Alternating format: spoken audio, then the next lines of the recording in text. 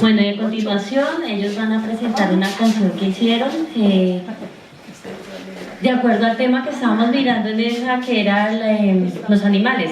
Entonces vamos a cantar una canción de los animales, de la creación de los animales.